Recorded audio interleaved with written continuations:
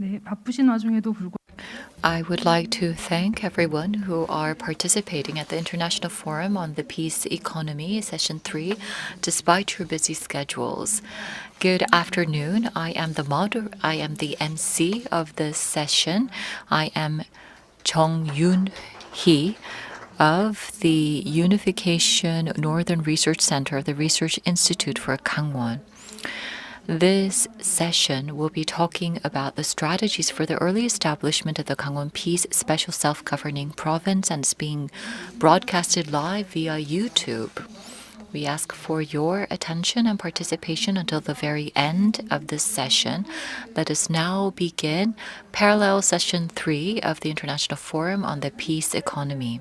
The moderator is Professor Donggyu of the Department of Finance at Hallym University. He is also the chairman of the Gangwondo Autonomy Decentralization Committee. And we will be talking about the strategies for the early establishment of the Kangwon Peace Special Self-Governing Province. We have two speakers. After we hear their presentations, we will listen from the 5 discussants. Let's hear from the moderator. I am the moderator of Parallel Session 3. My name is Donggyu, and I think that the role of the moderator is to ensure that everyone keeps their given time. So let me give you some ground rules before we begin. Well, actually, if I've already explained the ground rules to the speakers and discussants before we begun, we have 2 speakers and the 5 discussants. We will go around 2 times, so there will be 2 rounds of discussions. As you know, this session is about the establishment of the Kangwon Peace Special Self-Governing Province. We will be discussing practical matters. Establishing the Kangwon Peace Special Self-Governing Province, well, in the Korean character, there are 6 words, but the key word here, first of all, is peace. The second keyword is special. The next keyword is self-governing.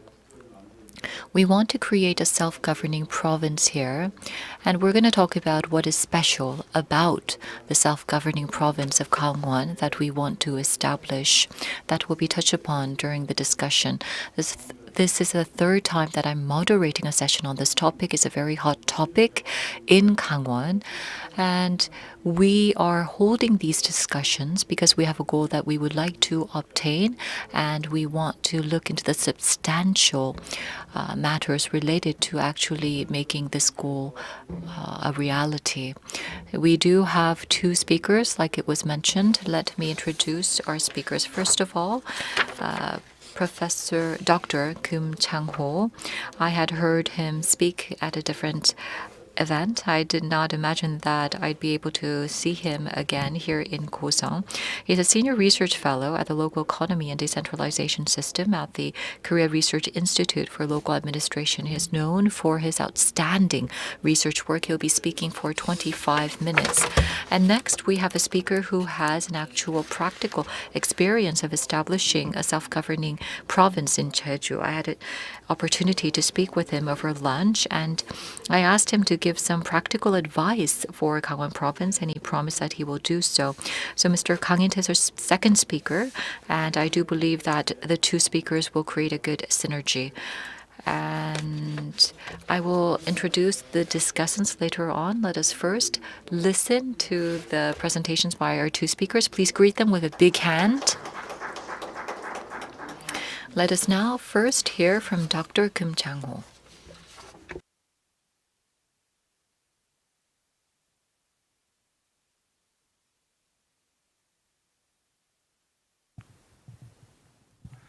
네, 반갑습니다. Pleased to meet you. I am Chang Ho-kum, as have been introduced. Is it okay if I take off my mask as I present? Would that be all right?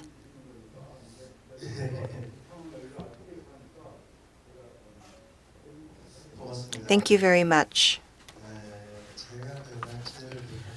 When I was asked to speak, I was given 2 keywords. The first of which is the point of rapidly establishing the Kangwon Peace Special Self-Governing Province, and second, to consider existing case studies that we can benchmark in this process. And so, my title today is Effective Strategies for Kangwon Peace Special Self-Governing Province. I will be covering about 5 topics through my presentation.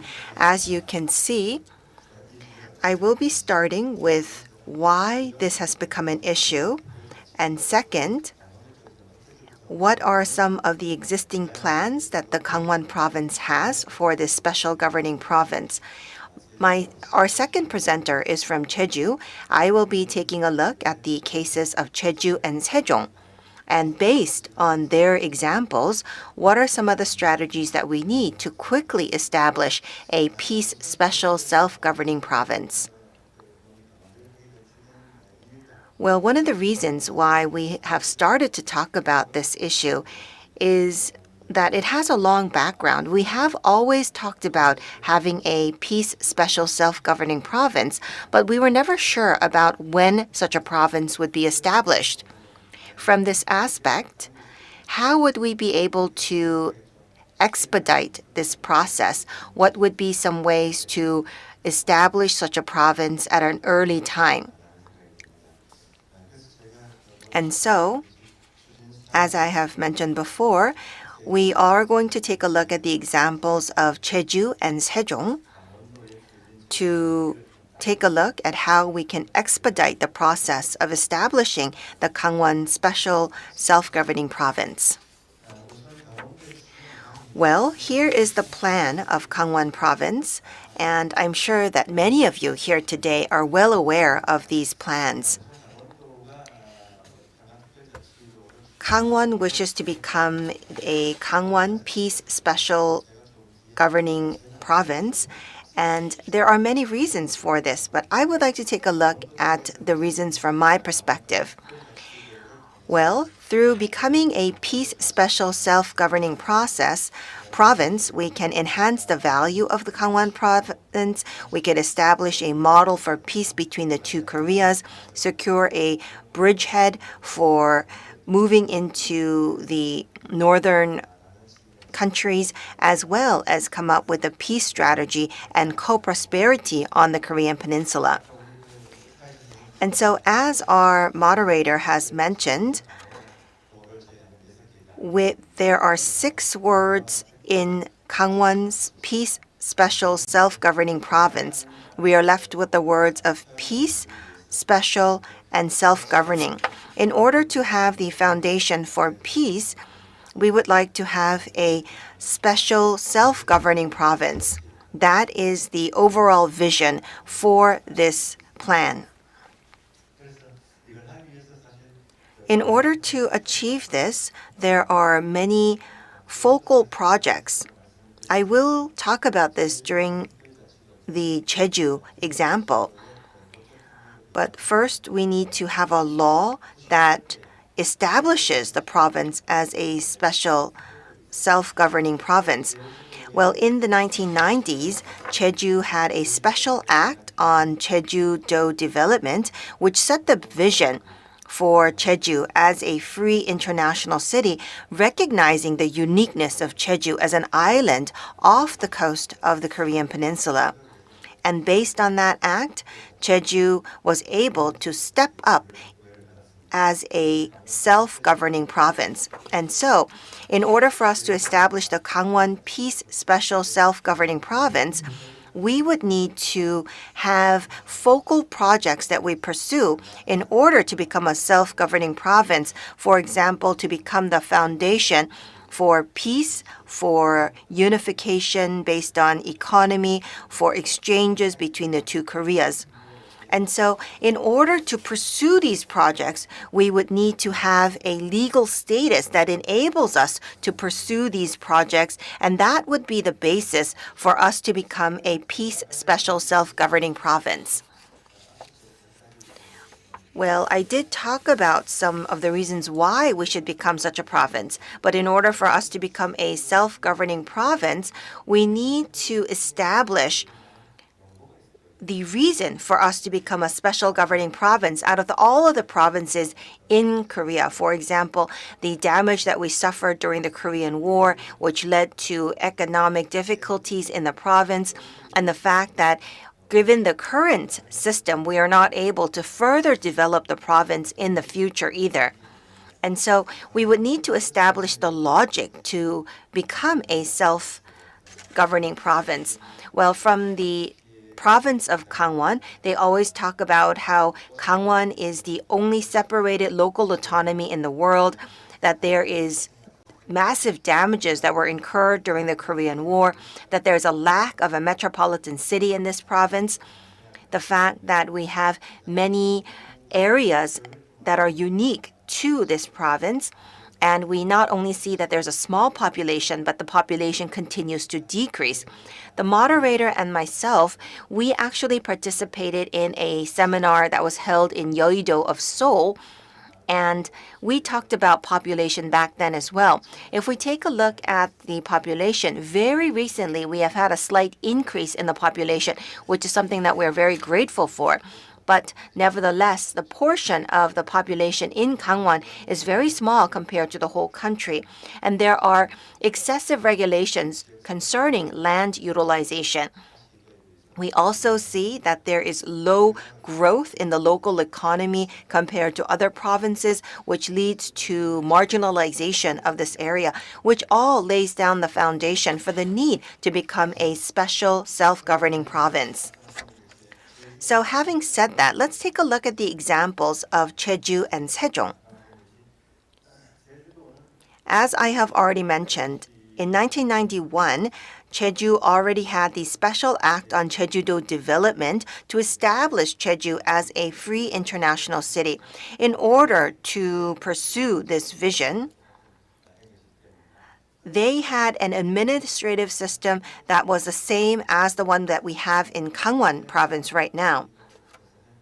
The next speaker will talk about the Jeju example in detail.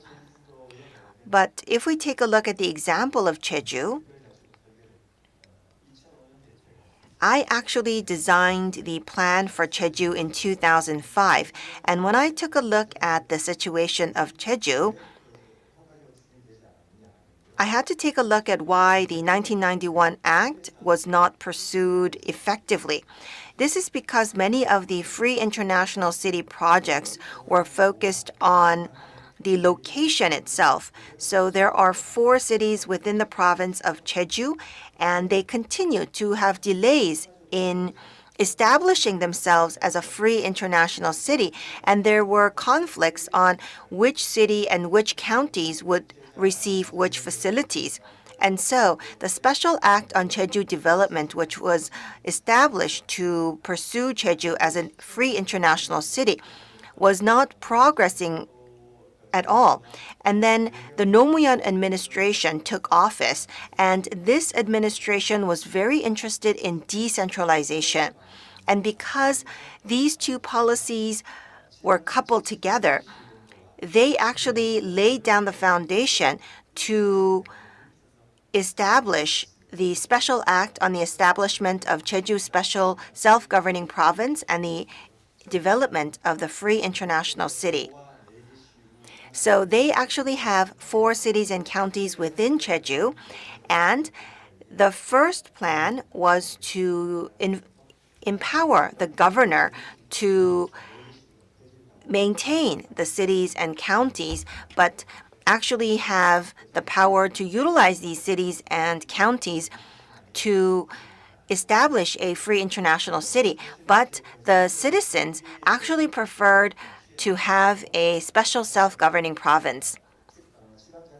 And so they actually became a testbed for local autonomies, and they also reflected their vision of a free international city, and that established the overall system for Jeju. There are a few special rights that were given to Jeju. First is related to structure.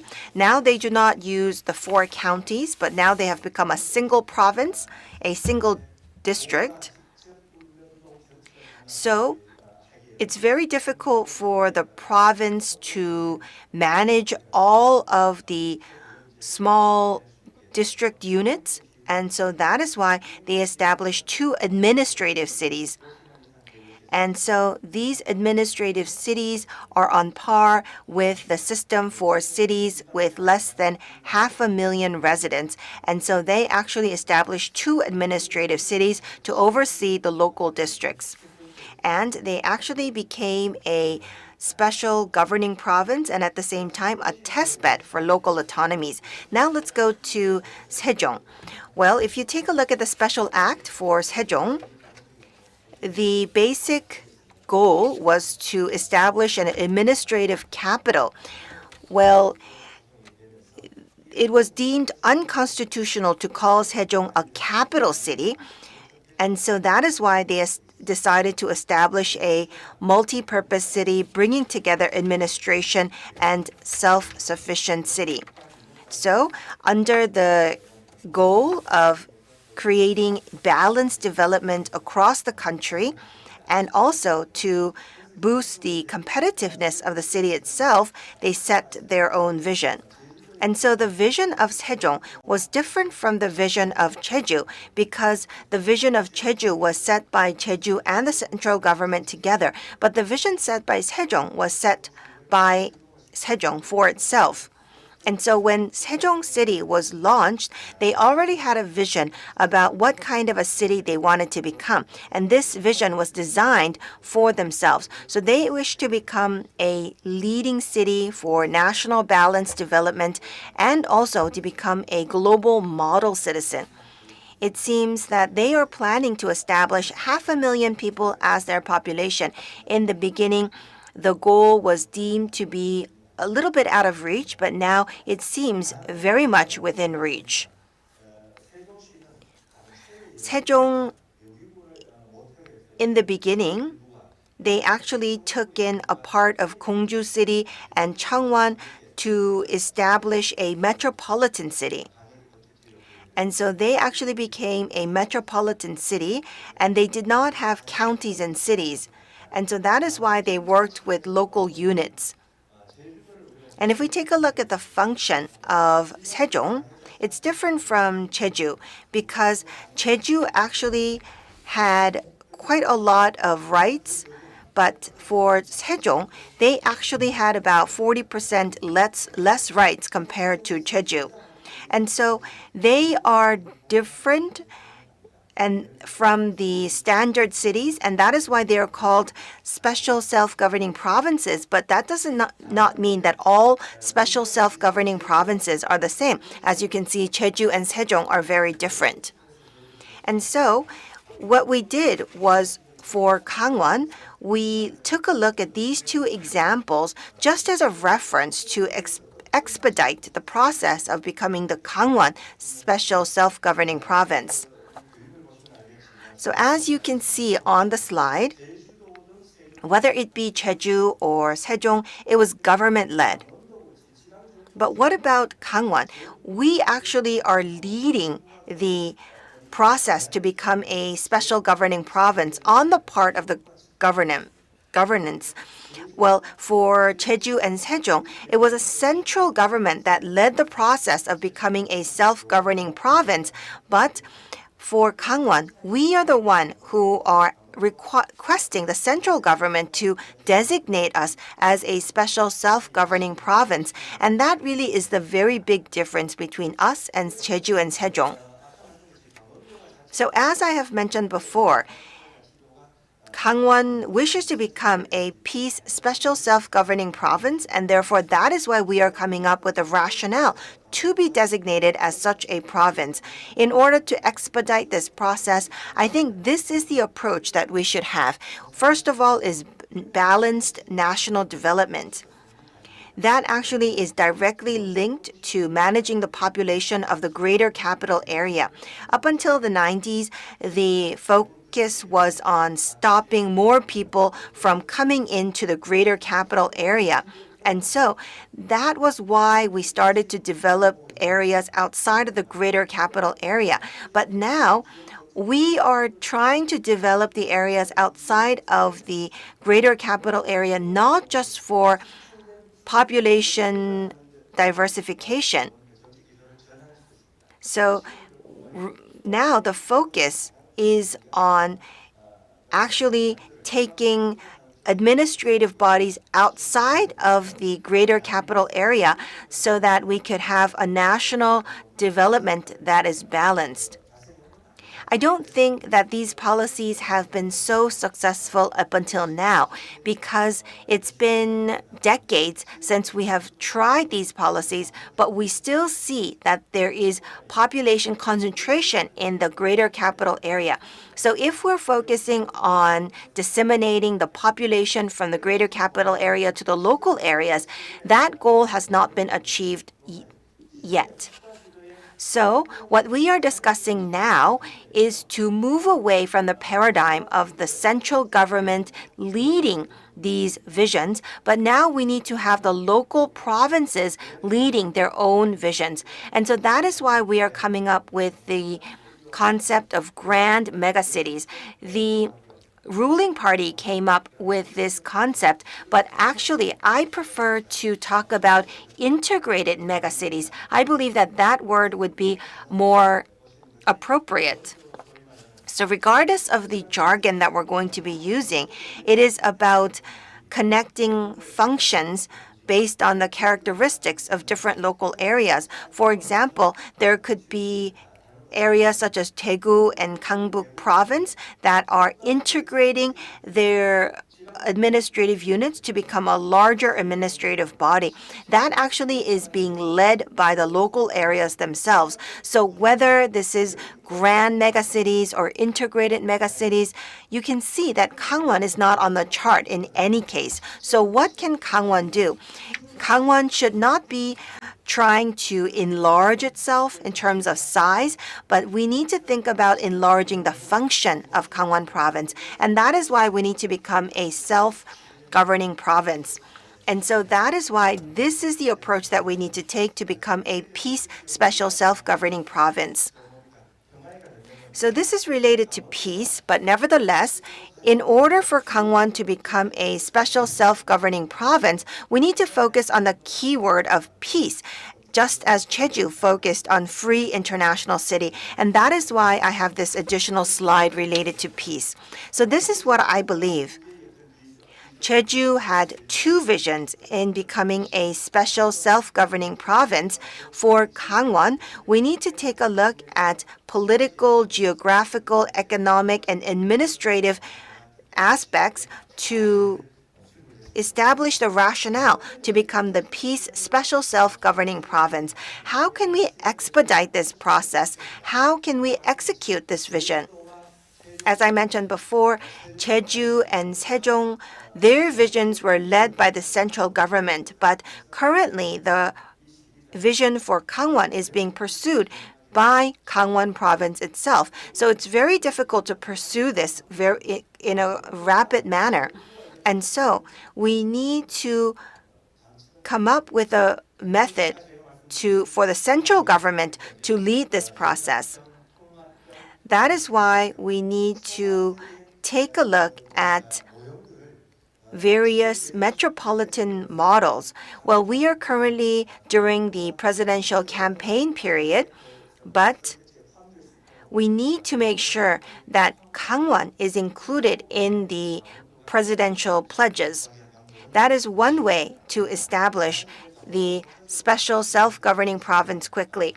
Well, we could have Kangwon province leading the vision. For example, national assemblymen from these regions such as Iangsu and Hyeongwon have actually proposed a relevant bill to the National Assembly. And I believe that the National Assembly will open discussions to discuss these bills. And during these discussions, we will see testimonies. And if those testimonies are persuasive, we could find some progress. But we believe that if the central government would take this agenda on, it would be a much faster way to pursue this vision set by Kangwon province. We believe that we having the presidential election soon could become an opportunity. We do hope that this vision by Kangwon could be included as one of the presidential pledges for both parties. Thank you very much. 예, 감사합니다. Thank you very much for your excellent presentation. Thank you for sharing with us the big picture as well as what we need to think about as we pursue our vision. And I am sure that our discussants have many questions in mind as they have listened to your presentation. Well, Dr. Kim talked about the macro aspect, but we will be listening to Mr. Kang In-tae, and we hope that we can take a deeper look into the Jeju example to utilize and benchmark the Jeju example to effectively pursue the vision of Kangwon. Thank you very much for keeping within your time limit. So let us hand over the microphone to Dr. Kang In-tae. Why don't we greet him with a big round of applause as he's walking towards the podium? Thank you very much.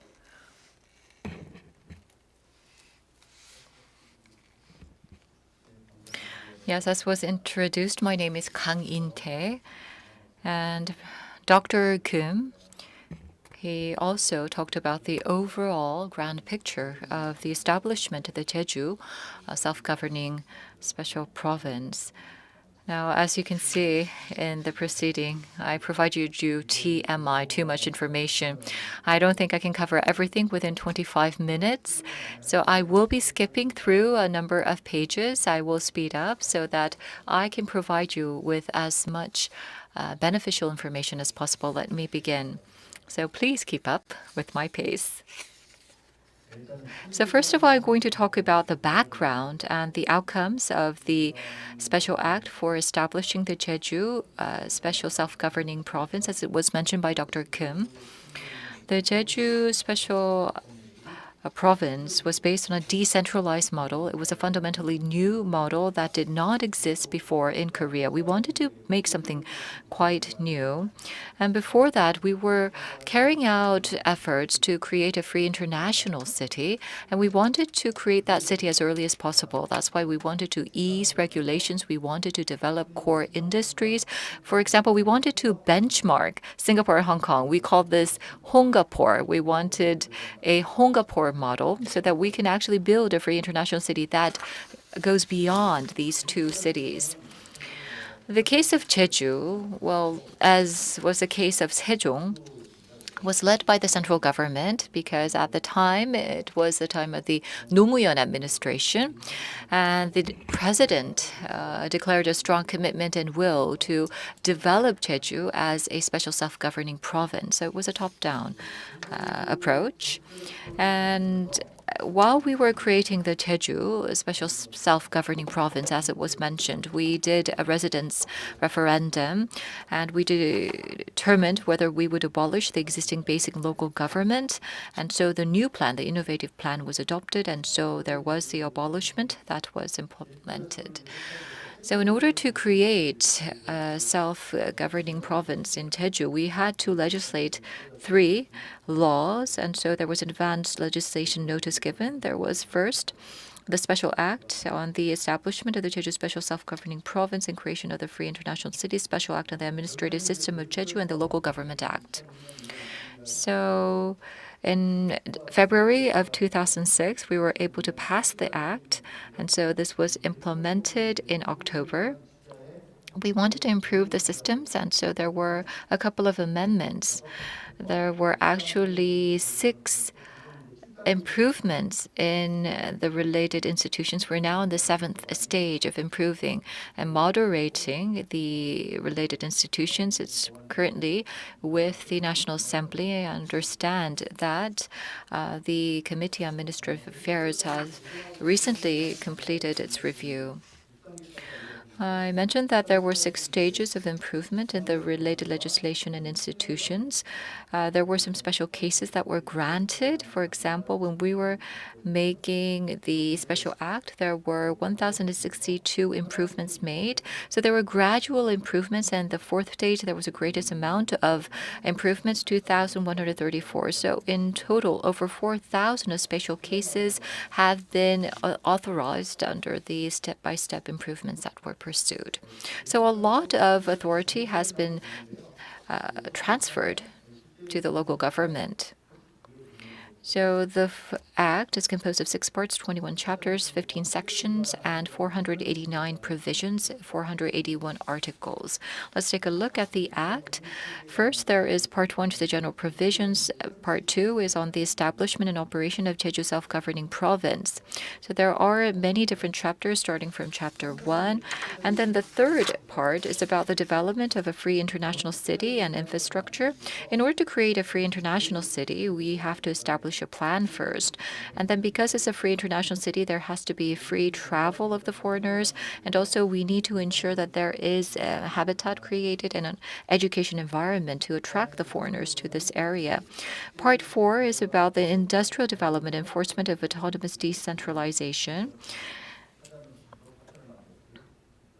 And then 5 and 6 are about the supplementary provisions and the penalty provisions. The greatest characteristic of the Jeju special self-governing province is that a very high level of authority, self-governing authority is given to the province. For example, the legislative authority, the organization and human personnel related authority, financing and auditing. These authorities were all given to the province. We talked about establishing a plan for developing a free international city. This plan has to be established every 10 years. It has to receive approval from the provincial council. And also under MOLIT, there is a JDC, which promotes the development of the free international city, and this center will be carrying out major projects. And there are some overlapping parts with Kangwon. Jeju was designated as an island of global peace. I will mention this later. But Kangwon wants to become a peace special self-governing province. And so then in order to do so, you will have to benchmark cities or other regions that have the theme of peace, but also at the same time, you have to differentiate yourself from the other regions or cities that have that theme. And also in order to realize the creation of the Jeju special self-governing province, we carried out a 4+1 core industry fostering and development. So we focused on the clean primary industries and medical industries, for example, the education and tourism. So we focused also on IT, BT, and ET for the creation of advanced technology industries as well. Let's take a look at the major points of the Special Act regarding Jeju. First, the heightened level of self-governing authority was transferred to the province. In 2006, when the self-governing province of Jeju was launched, there was an amendment of the Local Autonomy Act. And so there was a concept made about a self-governing province, a special self-governing province. And so there were only 2 administrative shis within this province because we got rid of the basic local governments after we carried out a referendum of residents. So 57% of the residents approved the new innovative plan, and that is why we got rid of the existing basic local government system that we had. Now, the local Government Act has been amended, and so the institutions and agencies under the local governments can be moderated and adjusted. But for that, there has to be a residential referendum, and I think that Jeju was the first case to carry out and conduct a referendum of residents to determine these matters. And next, well, when it comes to administrative affairs, excluding the ones related to national existence, for example, national defense, foreign affairs, and jurisdiction, all of the administrative affairs are transferred to the local autonomous government in a step-by-step manner. But for this, we need the special cases, we need the individual laws. So there had to be a lot of amendments of the individual laws. So we had to go in a gradual manner. And first of all, in the individual laws, special cases were permitted. And then there was a special act so that we can have a comprehensive law governing the matters. And then we amended the constitution as a third step. And also to strengthen the self-governing authority, we had to change the institution, like I said. But this was not led by the central government, but it was led by the special self-governing government of Jeju. So, first of all, if you look at the submission of legislative bills and deliberation of legislation, these two are a little bit different. Also, the submission of legislative bills is different from the proposal of amendment of legislative bills. In the case of submission of legislative bills, well, it is mandatory for the related central agency to, after deliberation, provide feedback and notify the result. We established the Special Act on Jeju, and for that we established a supporting committee. And also to take care of the working level affairs, a working subcommittee was established under the supporting committee. And then in order to strengthen greater the autonomy to the government, there was autonomy given to human personnel appointments. For example, there is a pre-nomination of the heads of administrative sheets. For example, a running mate system was established. So when the governor candidate was registered, he or she can actually register a running mate. This was the first time that this kind of a system has been implemented in Korea. And also there were further autonomy given for the administrative organizations and personnel management and hiring. And also this is related to personnel, so please read this. It's about the positions open to the public, and this slide as well. Please refer to it later on. And also, we wanted to have independent auditing carried out at the Jeju government level, so we established the Audit Inspection Committee. And so the Jeju province would be in charge of audits, but when it comes to the national audits by the National Assembly or those concerning the Central Auditing Agency, and also for requests related to the residents' request-based audits, then the system or the institution that existed before would be still in place. And also, if you look at the Provincial Council, there is the Education Board, and there are 5 members of the Education Board. And also, there's a fixed number of proportional representation members of the Provincial Council, which shall be at least 20% of the prescribed number of Provincial Council members. The other councils in other provinces, I understand the percentage is 10%. And also, if you look at the functions, you can see that the Provincial Council's function has been strengthened. For example, there are 21 policy researchers hired to strengthen the expertise of the Provincial Council. This was added on as we obtained greater autonomy. And then there was also expansion of residents' participation. For example, recall of elected officials. The system was implemented in order to strengthen the residents' participation.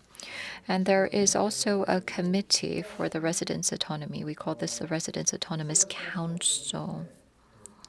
Instead of getting rid of the basic local governments, what we did was we created the Residents' Autonomous Council to better reflect the views of the residents and have them better represented. Kangwon province aspires to become the special self-governing province, and I think that autonomy of finances is a matter of great interest because financial autonomy is very important. It was so for the Jeju's case as well. For example, when it comes to the general subsidies, that was about 2.97%. But what we did was we upgraded this to 3% of the total amount of statutory general subsidies. But because we have this fixed into the law, actually, even though we need more than 3% right now, we can only receive 3%. So in the beginning, it was really good. We were able to increase the amount to 3% of the total, but now we cannot go over 3%.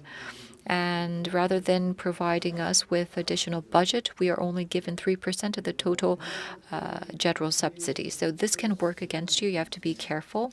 And also, when we received the administrative affairs related authorities, we were not able to secure the financing or the budget for transfer of the administrative affairs. So I think that you should take a look at this part of Jeju's experience and make sure that you can secure sufficient financing when you're transferring the administrative authorities to the provincial level. This talks about the education authority and how autonomy was strengthened in this area. Next, the autonomous police. There is a nationwide implementation of the autonomous police system in Korea. And so the autonomous police system in the Jeju province is not that special anymore, but it was when it first began in 2006. After Jeju became a special self-governing province, we were able to put into place special local administrative agencies. So we transferred the administrative affairs into the special local administrative agencies because it was really good because we were able to secure additional budget and personnel for this, but we are no longer provided with such support. And there are views right now that we have to transfer this back to the central government because of lack of resources. And like I said, we were able to transfer some of the administrative affairs, but because we do not have the finances, some believe that this was not a good move. This is actually disadvantageous for Jeju. And I mentioned about the Free International City. There is a comprehensive plan established for the promotion and development of this, and we have to receive approval for this plan every 10 years when it's established from the Provincial Council. Also, we need the development projects in order to further advance the Free International City. And for this, we ease the regulations. And so, according to 36 legislations and statutes, we were able to ease regulations to further promote the activities within the Free International City of Jeju. And also, we have the legal basis for the various permits or the certifications, the authorizations required for doing business in this area. And also, you need the land to build the infrastructure and do the business. And so we put into place a provision for the land expropriation. So if you have about 2/3 of the land area of the project, or if you receive other than the state and public land and obtains consent from at least 1/2 of the number of the landowner, then you can go ahead and use this land for your project. And next, in terms of the business here, well, there were many tax benefits provided to those who participate in the Free International City and also the JDC, but there were cases where people use this at their advantage. And so there has been calls to adjust and amend this system. And in terms of the leasing of the land, there is a legal basis to allow for a 50-year lease of the land for doing business in the Free International City, but there were no actual development projects that had leased land for 50 years. Next, JDC. I understand that there's confrontation between JDC and the Jeju Special Self-Governing Province at this moment because you're trying to develop Jeju, but not the Jeju residents, but rather the JDC is taking the initiative. That's one reason for the confrontation. And also, there's no process to collect the opinions of the residents when JDC is carrying out a project, and also only Malit is supervising the projects, the Ministry of Land, Infrastructure, and Transport. And also, we had requested for audit rights, but this has not been reflected. We wanted to actually reflect the amendment related to audit in the 7th stage of system and institutional improvement, but this was not accepted. And also in Jeju, foreigners can come into Jeju without a visa for certain reasons. And this is a system that was put into place since 2002. There are pros and cons to the system. So in the 7th stage of system improvement, we had requested for temporary suspension rights given to the Jeju provincial government because of the non-visa policy, there has been a number of issues that arose. You may be aware of this. For example, a lot of refugees had wanted to come into Jeju, and also there were illegal people coming into Jeju and staying here, and this led to an increase in the crime rate. So we have been pursuing attempts at Jeju to actually have temporary suspension of the non-visa policy. Also, we need an educational environment for the foreigners to come in. So we have created the international schools, for example. So a lot of special cases have been granted in terms of education here in Jeju.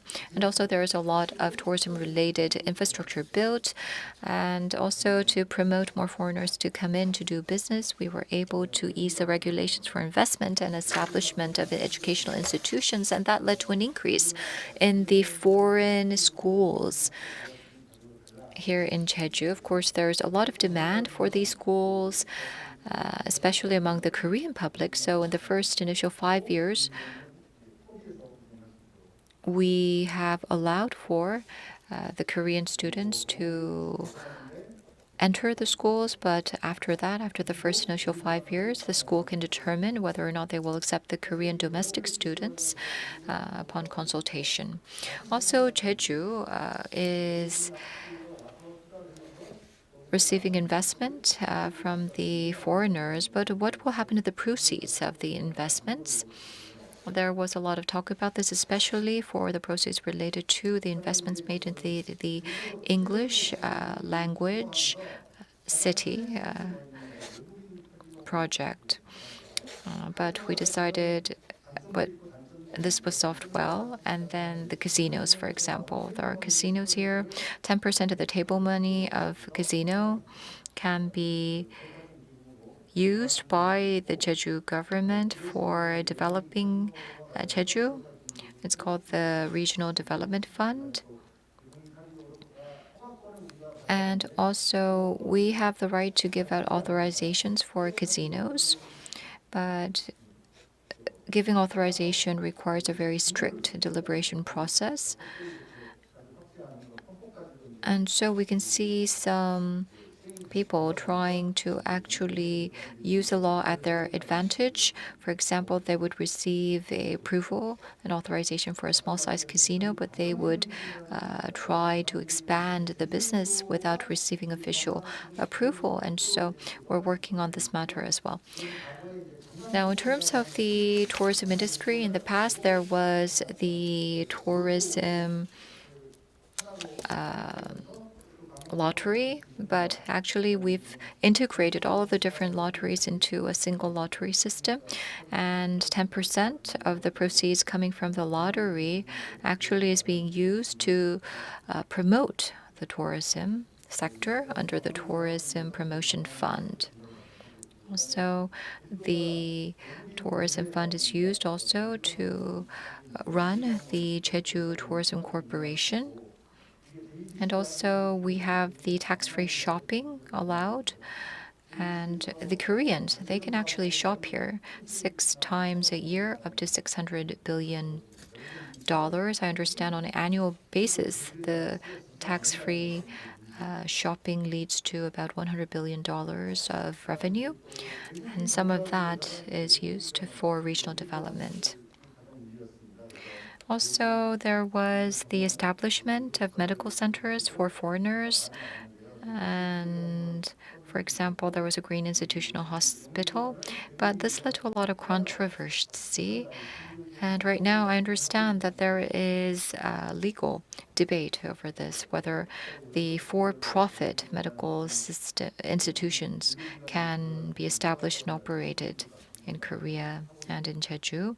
But we do have the formulation of plans for development of health and medical services, and also we laid the ground for further developing the IT and BT industries, the advanced industries in Jeju. Also education and also the medical industry. There's a lot of benefits provided, including the tax breaks. And also, there has been the legal ground established to promote a clean, environment-friendly primary industry in Jeju. So I'll just skim over these, and I'll skip over the part about land use. Also, I talked about the limited land expropriation, the JDC operation, and promotion of efficiency. Well, a lot of the operation rights are given to JDC. I think I talked about this, so I will not go into that. But I think that what was most problematic of Jeju's experience is that the Special Act focuses on development. There have been clashes in terms of development versus environmental conservation. Because if you look at the Special Act, of course, there is a provision about environment, but when it comes to the development projects, the negative impact on the environment became a widely recognized challenge and issue. And so I will talk about this later on, but when it comes to the environment side, there were increased recognition that the institution and the system has to change so that there can be more attention given to environmental preservation. And also, now, if you purchase a car, if you don't have a garage, then you cannot register the car. Next, I'll talk about Jeju as an island of global peace. Jeju was designated as an island of global peace in 2005. There's a background to this. President Gorbachev visited Jeju in 1991. There was a summit between Korea and the past Soviet Union here in Jeju in 1991. And then there were many different summits that were held in Jeju. So in 2005, there was a provision stating that Jeju could be designated as an island of global peace. And so, based on this, President Donggyu signed a declaration that declares Jeju as an island of global peace in 2005, January 28th. So as an island of global peace, Jeju plays a number of roles. There are a number of institutions promoting peace in Jeju. But as you know, like I said, Kangwon is also promoting this theme of peace. So you can say that in some sense, Kangwon is in competition with Jeju. So Kangwon has to think about how it can differentiate itself from Jeju when it comes to this theme of peace. And Jeju, well, if you look at the provision related to the island of global peace, there is a plan for regional development for the development of a private and military integrated port for tourism, which seems quite odd. It doesn't seem to have much relevance.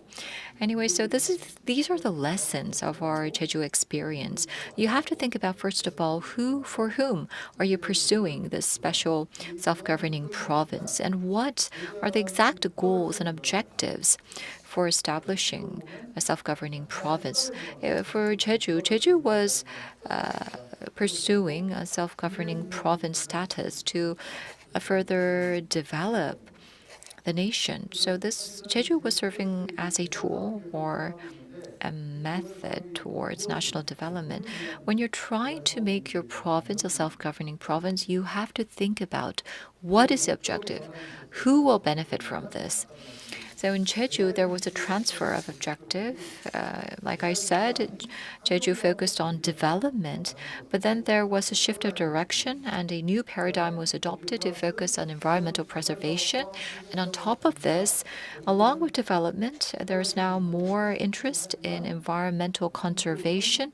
So you're contributing to national development, but at the same time, you want to preserve the environment and also try to promote the interests of the residents in Jeju.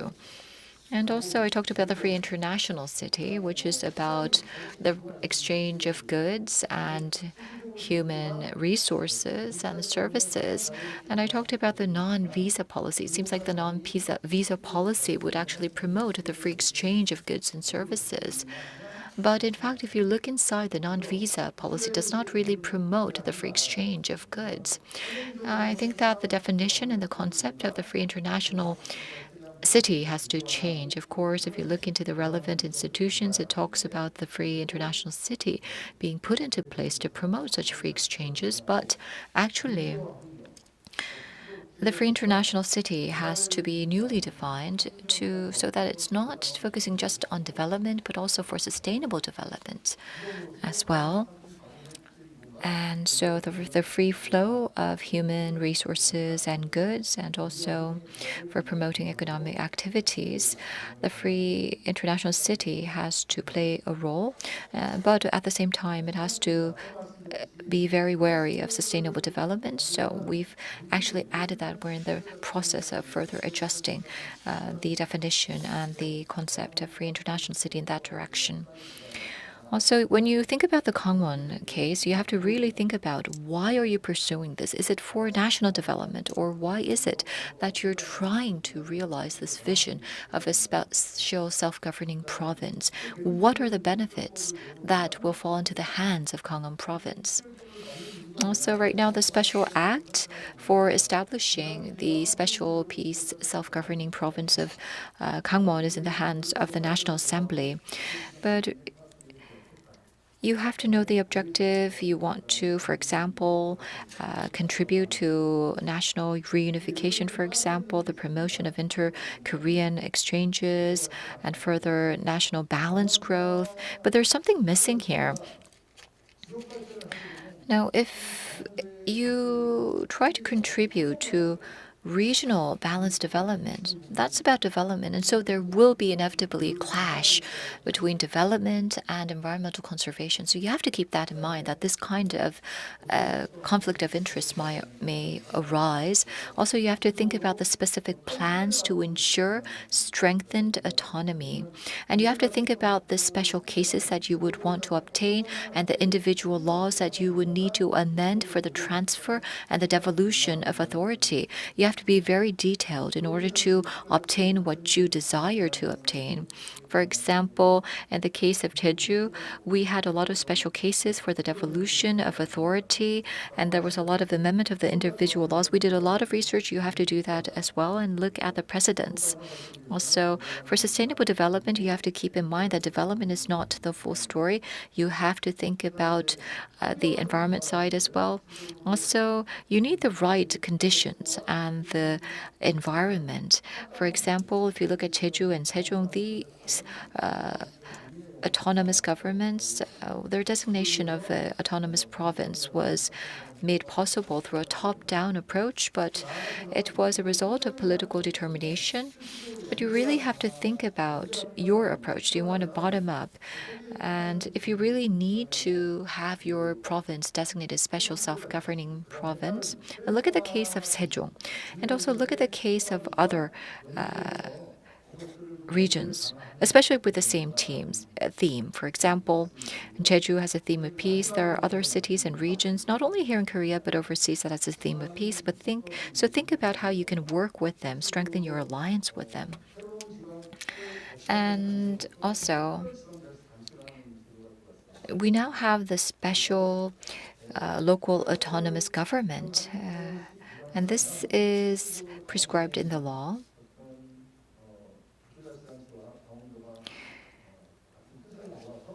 The Kangwon province,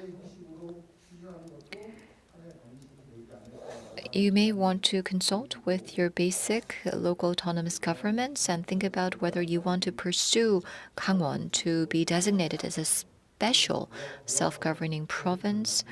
And you have to work with the basic local autonomous governments in this manner. Thank you very much for your attention.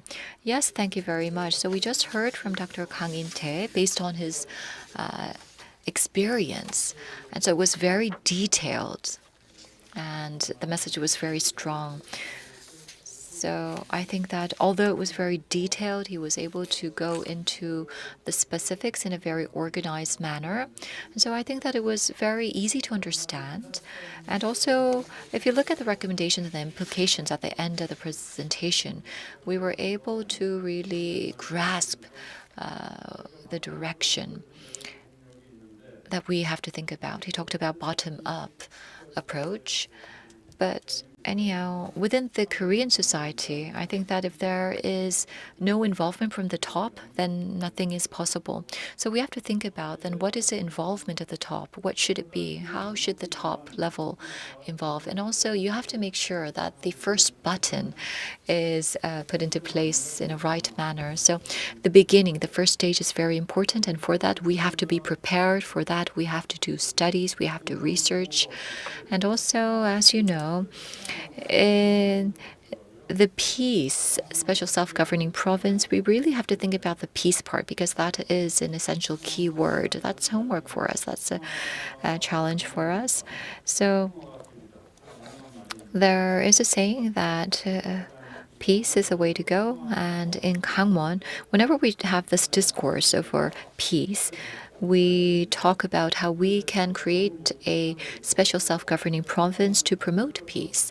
But I think that people have too heightened expectations that if we are designated special self-governing province under the theme of peace, then automatically peace will be obtained. But we really have to be realistic and think about what is needed to really promote peace. So we've listened to all of the presentations, and now I think it is time to listen to the discussions. So please comment on the presentations. You may talk about what was impressive, or you may raise questions. I can give you about 3 to 4 minutes. After the first round, I think that then we can have different topics that we want to talk about. So we will have a second round. So in total, after the 2 rounds, I think that I can give about 7 to 8 minutes to discussants. Professor Kim Joo-won is very knowledgeable about this topic. He already has presented on this topic before. I will allow the first speaker to be Dr. Kim Joo-won, and then next we have Dr. Yoon Young-gun from the Korea Institute of Public Administration, and also then from Kangwon National University we have Professor Song Young-hoon, and fourth we have from the Korea Institute for National Institution Dr. Na Young-woo. He will go fourth, and last but not least, I would like to invite Dr. Kang Min-jo of the Korea Research Institute for Human Settlements to speak last. And then perhaps we can have another round if possible. There is a golf course here. So it's like playing the 9-hole first, taking a short break, and then going on a second 9-hole round. First, Dr. Kim, please go ahead. Thank you very much for the 2 presentations. Well, Dr. Kang talked about the Jeju example, and I think there is a part that I would like to explain further. So I would like to talk about that part before I go on to my question. First, the concept of peace. I think the concept of peace possessed by Jeju and Kangwon are different. Jeju was designated as an island of peace.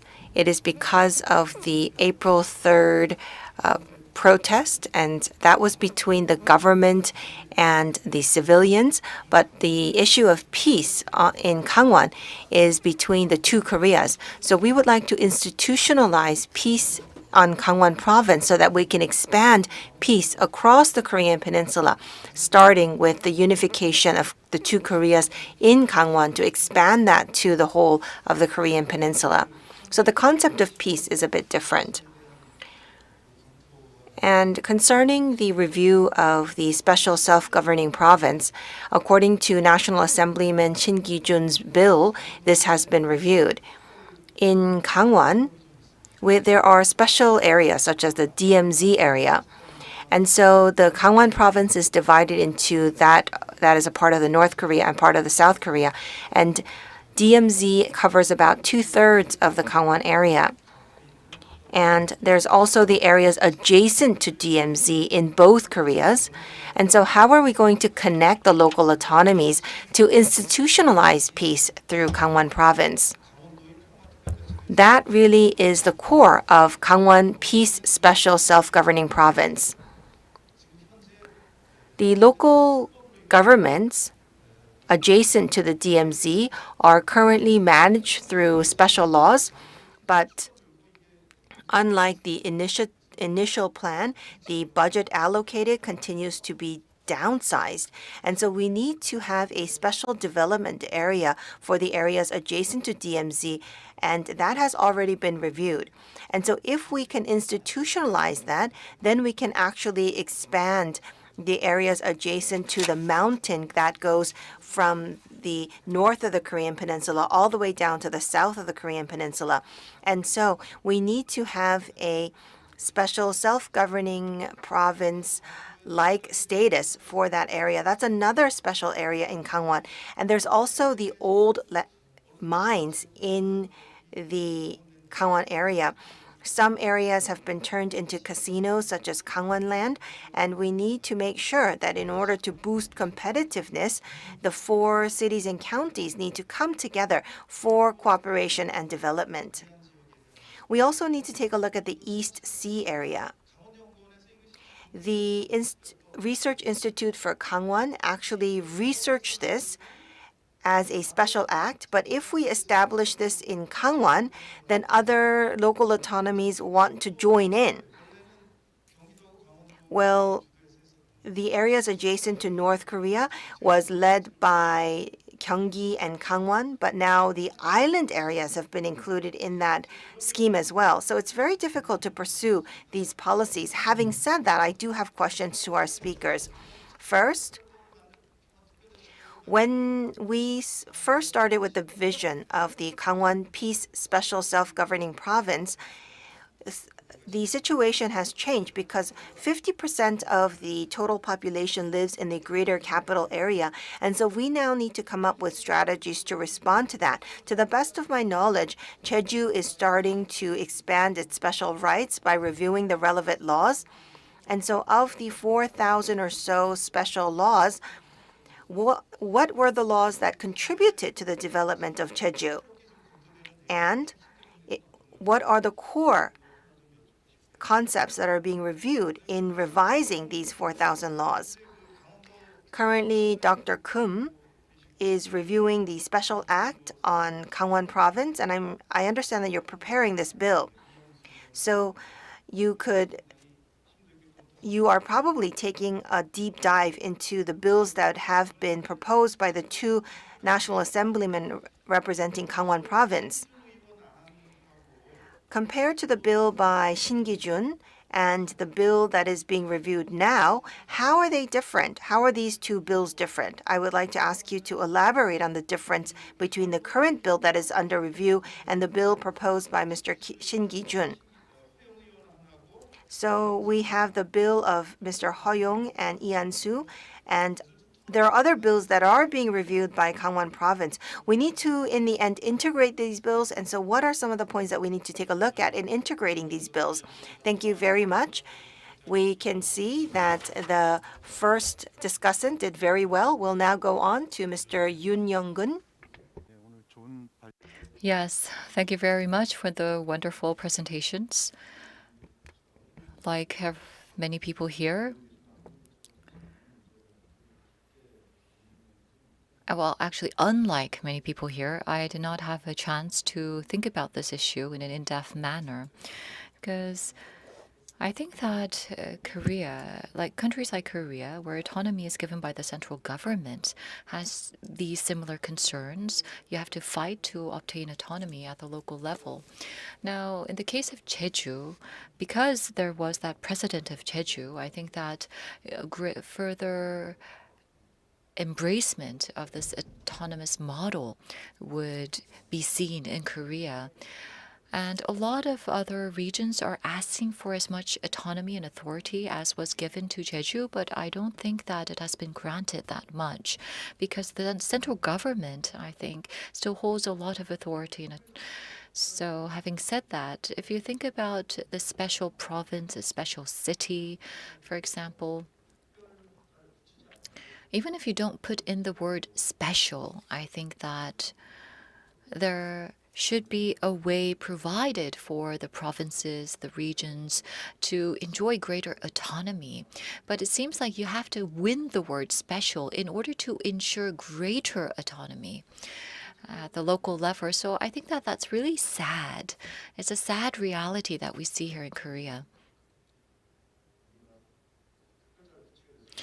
When you do win that word special in the title of your government, I think that we have to be cautious because there are people who are very critical about this term, special self-governing province or city. For example, in the case of Kangwon, you want to be a Kangwon special self-governing province. But the logic that you use can apply to the northern part of Gyeonggi province. And there are people saying that we should divide Gyeonggi province into North Gyeonggi province and South Gyeonggi province. And the logic for calling for that is the same logic as what you're using here in Kangwon province. So having said that, calling for a special self-governing province and the strategy to create a special self-governing province is something that we have to think about. Is this the only way to go to obtain stronger autonomy? So that's what I would like to ask the speakers. That's my first and only question given to the speakers. Yes, thank you very much. We will now go to Professor Song. Well, we talked about how there's not enough dialogue about peace. And we also had a comment on differentiating the peace in Kangwon from the peace concept in Jeju. So in establishing the Kangwon Peace Special Self-Governing Province, these are some critical points that I can relate to. But I don't believe that peace can be utilized by just any one province. There is no one peace. If we take a look at scholars of peace, they talk about not peace, but pieces, because there are so many different pieces. But what is the piece that we are discussing? And so many people believe that we have to discuss this in detail. Dr. Yoon has also mentioned that these are areas that are redundant with northern Gyeonggi area. And I believe that Kangwon can overcome this because the peace in the Kangwon Peace Special Self-Governing Province should not be exclusive to the adjacent areas. We need to take a look at not only the areas adjacent to the north, but also the old mines and other areas of Kangwon. It has to be peace for all of Kangwon. It should not be peace just for the adjacent areas, because then that peace has to be shared with the Gyeonggi province. And so whether it be Dr. Kim or Dr. Kang, I would like to ask you for your opinions. Whether it be Jeju or Sejong, these two areas are smaller in size, and there were many political reasons as to why the central government had to lead these areas. But Kangwon has a much larger area, And we have a mixture of areas, such as the areas adjacent to North Korea. And there's also the east side from the west side, which is very different. We also have old mines. And so it is a large area, and it is quite diverse in terms of geography. And we also have a separated province, which is the only in the world. So how can we approach the government to establish the Kangwon Special Self-Governing Province? And I believe that this is a new attempt. It's very novel. And so I think we need to remember that we need to approach this from a different context, although we could benchmark past examples. Yes, thank you very much. Thank you for sharing with us the concerns of an academic researcher. Seoul is called the Seoul Special Metropolitan City, and can Kangwon become an area that is differentiated from others? And from that aspect, I believe that Kangwon should make more efforts. We will now go on to Mr. Na Yong-woo. Yes, as was just introduced, I'm Na Yong-woo from the Korea Institute for National Unification. And I have been invited to a number of these conferences and discussions that talks about Gangwondo, pursuing the Peace Special Self-Governing Province. And personally, my mother's family, they're originally from Gosong. So I really wish that Kangwon will be designated as a Peace Special Self-Governing Province. But I have a number of questions that I would like to raise. Now, if you look at the discourse over the Kangwon Peace Special Self-Governing Province, there were a number of issues that I was curious about. You talk about the bottom-up model, but is it truly bottom-up? Because if you listen to the discussions, well, there's not a lot of talk about what the residents really want. The specific preferences of the residents when it comes to designating Kangwon as a self-governing province were not widely discussed or mentioned. Now, Dr. Kang In-tae, now, I think that it's linked to what he had said. But when there is a residence referendum, there were some interesting results coming out. For example, if you look at the northern part of Jeju, there is Jeju City and northern Jeju region approved, whereas Seogwipo on the southern part of Jeju, they disapproved. What is the reason for this difference? And now, of course, there's integration and Jeju has become a self-governing province, but still, nevertheless, there is continuous confrontation among the Jeju residents about certain issues. And perhaps it's because of this differing position that existed from the very beginning, starting with the referendum. So, Dr. Kang, if you can explain about this, that will be very helpful. And Dr. GEUM, now, of course, Dr. Song talked about the Yeongdong and the Yeongseol, the east and the west. Is indeed Kangwon province a single region? I always have that curiosity in my mind, that question in my mind.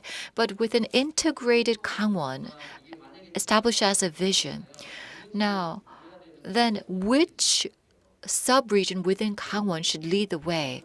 Is it where the provincial offices, or is it the south, the east, the west, for example? So because there is not a core megacity located within Kangwon province, in order to integrate Kangwon, integrate the two sides, the north and the south together, who will play the central role? Because I understand that there is this type of division still existing. And also, I'm curious, have you really collected the opinions of the residents of Kangwon province? If so, please introduce them. Thank you. Yes. So if you listen to usually the discussant speaking, it seems like, oh yes, the conference is coming to an end. But now you're asking here, we're seeing so many discussants asking so many questions that it seems like the game will never end. And Why don't we listen to Dr. Kang Min-jo? And there's a lot of work to be done by the speakers. So I think the speakers will have to think about the specific answers that they will give to answer the questions of the discussants. And then we'll do the second round after answering the questions. Good afternoon. I am Kang Min-jo of the Korean Peninsula and East Asia Research Center at the Korea Research Institute for Human Settlements. First of all, thank you very much for inviting us as a discussant at the DMZ International Forum on Peace Economy, in particular at this session discussing strategies for the early establishment of the Kangwon Peace Special Self-Governing Province. We talked about the administrative and legal side, but I would actually like to talk about inter-Korean exchanges to develop the DMZ and the Asian adjacent areas. That is actually my field of research. Up until 2007, I mostly researched North Korean side, and from 2017 until now, I have been discussing the DMZ area as well as the adjacent area. And so, Professor Kim Joo-won, during his discussion, mentioned peace, and I would also like to speak from the same aspect. Well, first of all, whether we take a look at Jeju or Sejong, I believe that we need to have the specific characteristics of Kangwon. For Jeju, their vision had a national vision and a local vision. And so related to that, I believe that Kangwon should also have a vision set by Kangwon province as well as a national vision. And so if we were to focus on the national vision for the Kangwon Peace Special Self-Governing Province, then for the areas adjacent to North Korea, we need to consider these special characteristics. The ways to persuade the central government is to utilize Kangwon as a testbed for inter-Korean exchanges. And we also have to take a look at national balanced development for the areas adjacent to North Korea as well as the old mines. And so we need to emphasize these specific features of Kangwon to talk about why we need a peace special self-governing province in Kangwon. We also talked about the areas adjacent to North Korea in Gyeonggi province.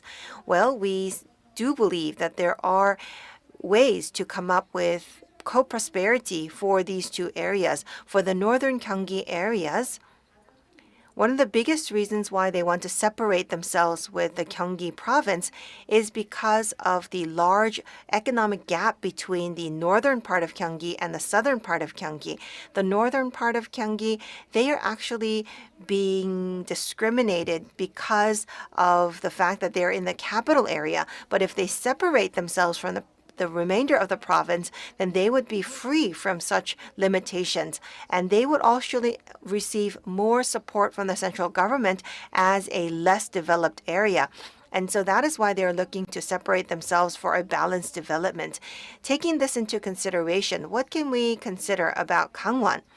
For Kangwon, there are many areas that are limited for development because of military purposes. There are about 13 specific laws that restrict the development of specific areas in Kangwon. And many of the areas are restricted from development because they are used for military purposes. Inje, Hwacheon, and Yanggu are the areas that have had degradation of the local economies because the military bases that used to be there moved out of that area. So what should be the support provided to these areas from the central government? And so taking this into consideration, when there is a military base that is removed from certain areas, such as Inje, Yanggu, and Hwacheon, we need to come up with a TFT group so that we can facilitate these areas as a testbed for inter-Korean exchanges. So we will need to come up with contents to fill these areas after the removal of military bases. In the case of Kangwon province, Seorak, Kumgang, and Wonsan are the areas along the East Coast to create a free international zone as a tourist area. But as other people have mentioned, even if we have a special tourist zone, other provinces actually want to have that zone expanded to cover their coastal areas as well. So what we need to do is to focus on the characteristics of the Kangwon area. For example, if the areas in Kangwon that are adjacent to North Korea, if they actually focus on the fact that they can become a part of the East Sea tourist area, then we can actually differentiate ourselves with Gyeonggi province, which can also be included as a part of the Western Coastal Tourism Zone. That could actually differentiate ourselves with the Gyeonggi province and establish the rationale to become the Kangwon Peace Special Self-Governing Province. Another example is related to the reforestation of North Korea. North Korea is very committed to planting trees. And as President Moon has addressed at the UN General Assembly, by participating in a joint project to replant trees in the areas in North Korea adjacent to South Korea, we can create contents to establish a test bed for inter-Korean exchanges. There's also the frequent outbreak of infectious diseases for pigs that are being raised in the areas adjacent to the border between the two Koreas. And so we can actually collaborate on that front to create a test bed for inter-Korean exchanges.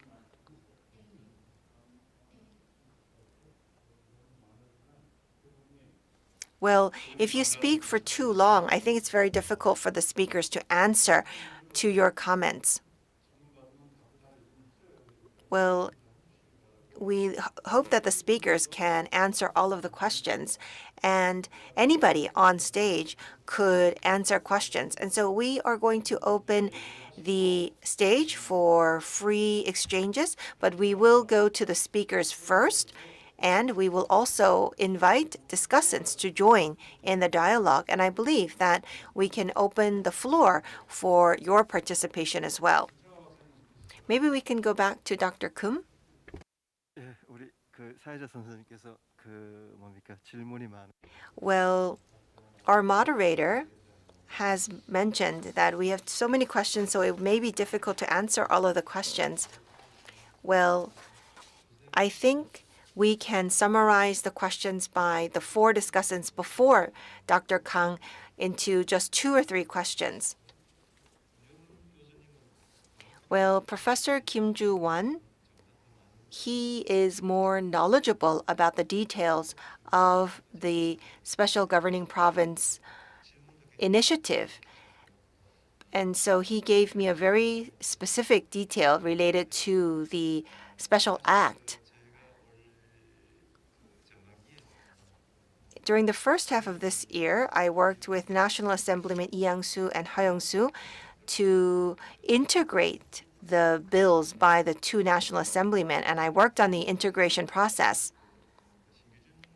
And in that process, I did review the bill by National Assemblyman Shin Gi-jun, but I did not focus on the Shin Gi-jun bill, but rather the more 2 recent bills. And so it's difficult for me to talk about the difference between the 2 sets of bills. Having said that, compared to Lee Yang-soo and the recent bills, we can see some differences. Well, Mr. He's bill focused on the status of the province, and National Assemblyman Lee's bill actually was a bill that was wider in scope. But we wish to integrate the 2 bills so that we could have a single bill from Kangwon province. And at this point in time, I can tell you that we were not fruitful in integrating the bills. We now have both bills proposed at the National Assembly, and the National Assembly Subcommittee on Public Administration are overseeing the bills currently. We're not sure if the bills will be reviewed soon so that it could be put to vote or not. And then we had the questions by Dr. Yoon, Professor Song, and Dr. Na, and they asked about 2 questions together. Do we actually need a special governing province?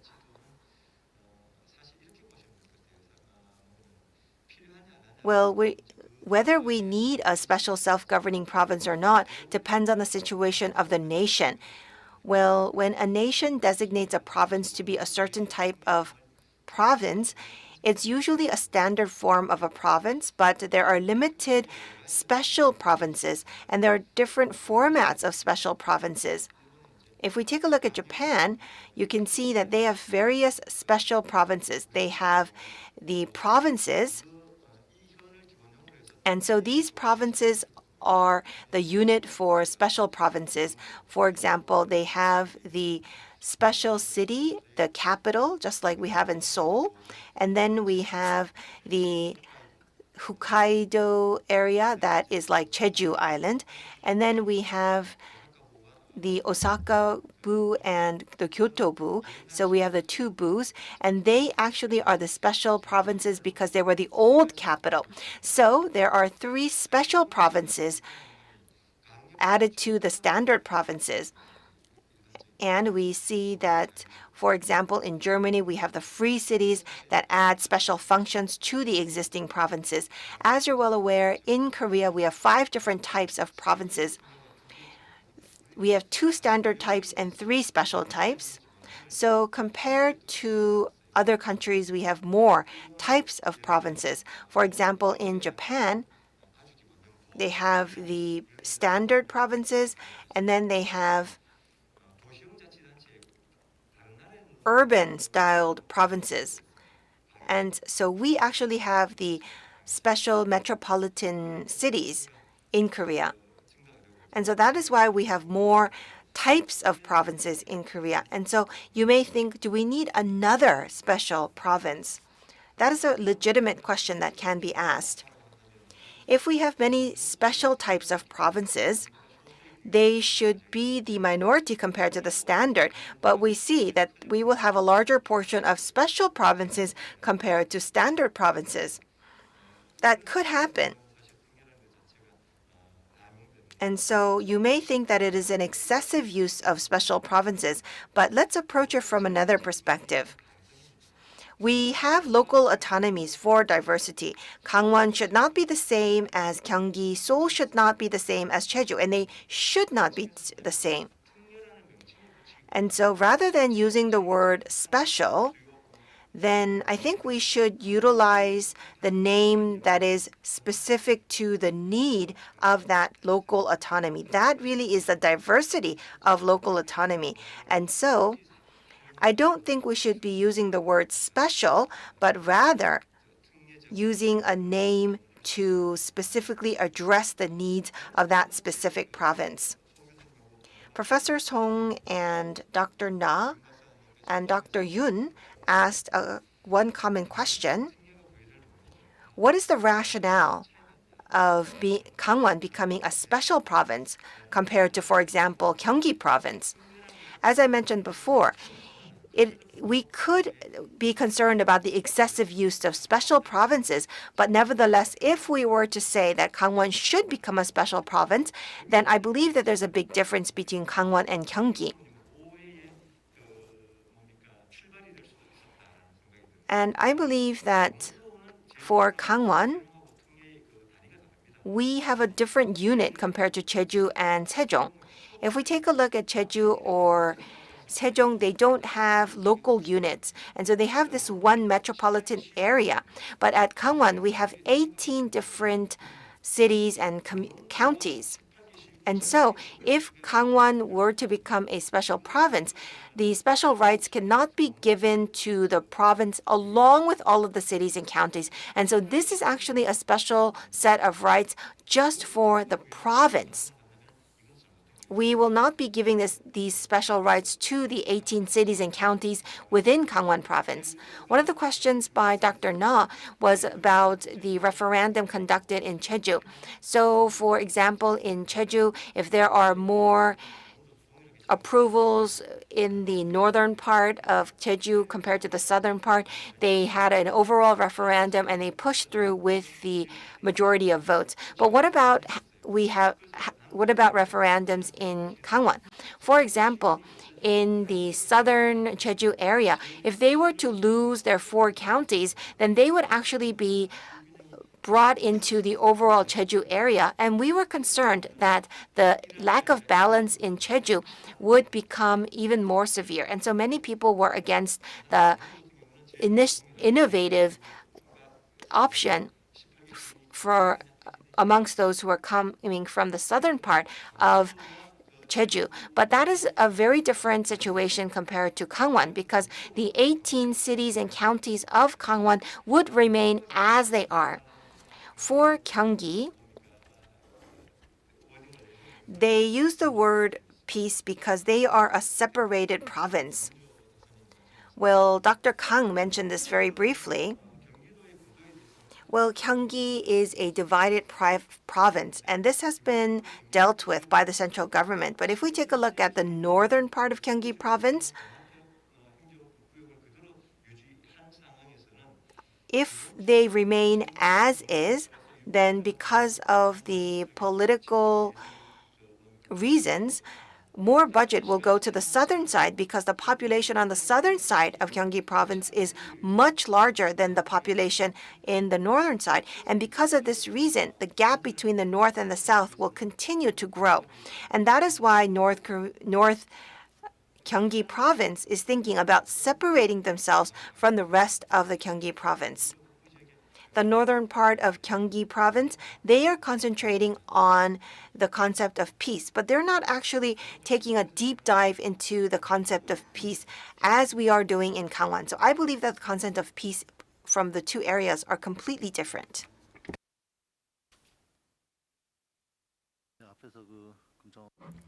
We've just heard from Dr. Kim, and he made very valid, good points. So thank you very much for speaking beforehand.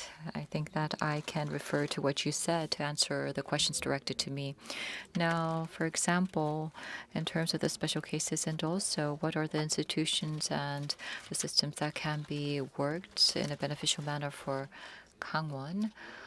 Well, first of all, I would like to say that there has been 4,660 special cases, and I cannot go into them one by one. I can only give you my own perspective and my view. But I think that there was a special case regarding the environmental evaluation, which I thought was good for Jeju. Because if you look at the development projects in other areas, Jeju has the only authority given to the provincial council to actually disapprove a project based on the outcomes of the environmental evaluations, impact evaluations. So the developers or those in charge of the development project, because they know that they have to receive approval from the provincial council, they are very sensitive and very conscious about the environmental impact studies. And recently, well, there has not been a lot of cases where there was disapproval, but there was one case recently, which was a development project for the Sogaksan area. And there was disapproval from the provincial council. The special case or the special provision on the environmental evaluation studies, I think, has had a really good impact for Jeju. And also in terms of the non-visa policy, this is actually authority of the central government. It's up to the Ministry of Justice. It's the authority and the right of the Ministry of Justice to make a decision on this. But the people of Jeju are the ones who are directly impacted by the people visiting Jeju without visas. For example, because of the non-visa policy, if there are issues arising in Jeju, of course, Jeju would want to temporarily suspend this system, and that's why Jeju has requested for the right to seek temporary suspension of the non-visa policy.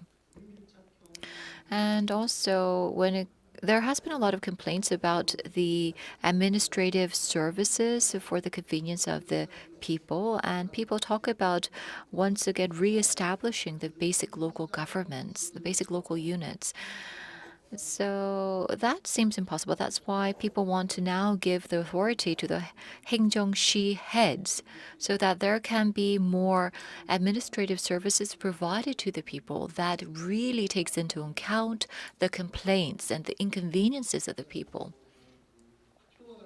In terms of the referendum, Dr. Da Yong-woo raised this question, I believe, and at the time of the referendum, I think that that was a very keen observation. Yes, at the northern part and the southern part, there were different positions. And if I may explain, in Jeju,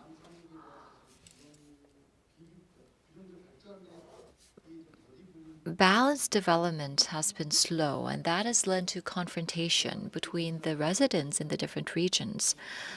Now, when it comes to the administrative authority or the budget, when we had the basic local governments, I think that there were more balanced distribution of budget and right. Because Seogwipo City, there's only about 150,000 people living there. And when we think about the budget and the administrative authority, for example, the Seogwipo city residents, they had a lot of grudges because they believed that they were not well represented because the population is so small there. And I understand that they were concerned, and that's why there was a lot of opposition during the referendum, because they were afraid that if there were no basic local governments, then that would be a disadvantage for them. They would not be represented well compared to the past. In terms of the special cases, I think that we still need the special cases, because if you look at the current legislative system that we have, the local autonomous governments, when they're given the local authorities, without the special cases, there are not many ways to provide the local governments with the authorities and the autonomy. If Kangwon-do becomes a special self-governing province, you will have to receive the authorities that is in line with your history, with your characteristics in terms of the culture or the region, for example. And it was the same for the Jeju special self-governing province as well. It was the same for Sejong as well. You really needed the special cases to have the special characteristics of the region reflected in the administrative policies. And that's why I believe that the special cases have to stay.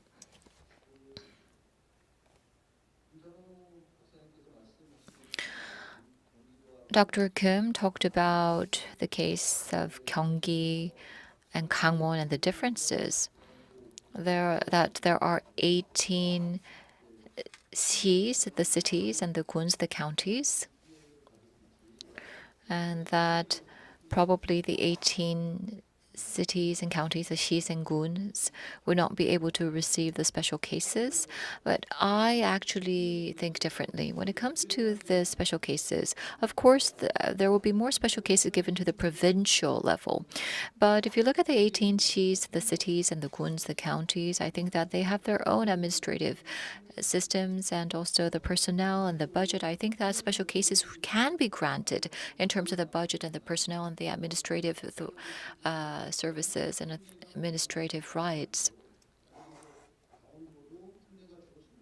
If special cases are given to Kangwon province, I think that the 18 cities and the counties, they will be able to receive special cases naturally for the financing, the budget, the human personnel, administrative services. Okay, so would you like to speak further, Dr. Kim? 한 말씀 더. I would actually like to add to that dialogue. Well, we also had Dr. Kang commenting on this, and this is actually a point that is a contrast between the Kangwon province and the central government. And so the Ministry of Public Administration and Safety, they don't believe that we could have a special province when there are 18 cities and counties within Kangwon province. And so that is why we have a back and forth with the Ministry of Public Administration and Safety. So when the ministry brings up this issue, this is the answer from Kangwon. Well, for Jeju, the 4 cities and counties disappeared because the residents wanted that option. The original option was to maintain the 4 cities and counties. And so the special province was designated regardless of whether there are 4 cities and counties. And I think the most similar case is Hokkaido. And in Hokkaido, the cities and counties still exist. And so I believe that the structural special province and the functional special province is all very different. And so that is the question that has been arised. But Dr. Kang talked about how there are various special cases that can be utilized in terms of administration or finances, but it's very difficult to have individual functional special cases. For example, for HR, we could have that right given to the Kangwon province, but the basic structure comes from the Ministry of Public Administration and Safety. So it's very difficult to have a completely different structure. So I think we need to approach this from 2 different aspects. Yes, thank you very much. I think I need to summarize this before we go on to the next round. So we are discussing the early establishment of the Kangwon Peace Special Self-Governing Province. So we have the word early establishment. And when we are using this wording, it's probably because we want things to be expedited and also because we have the presidential election coming up. Well, President Moon actually pledged the Kangwon Peace Special Self-Governing Province during the presidential campaign. It seems that it cannot be achieved until the end of his term. But for Kangwon, the most important issue is the Peace Special Self-Governing Province. We have about 20 minutes left. So for the remaining 20 minutes, let's discuss this issue. Well, I think even if I give you a golf analogy, I think many people will understand because many people enjoy golf these days. So let's do a 1-point lesson. So we hope that you would not use up too much time. We hope that you will be to the point in your questions and also for your answers. And as we have gone through the session during the afternoon, then you can point out whatever you want to point out as your closing comment as we do the second round. We also have a question from the floor. There are some questions that have not been answered. Well, we have a question from the floor. Well, before we give him a microphone, I believe that there have been some parts that have not been answered.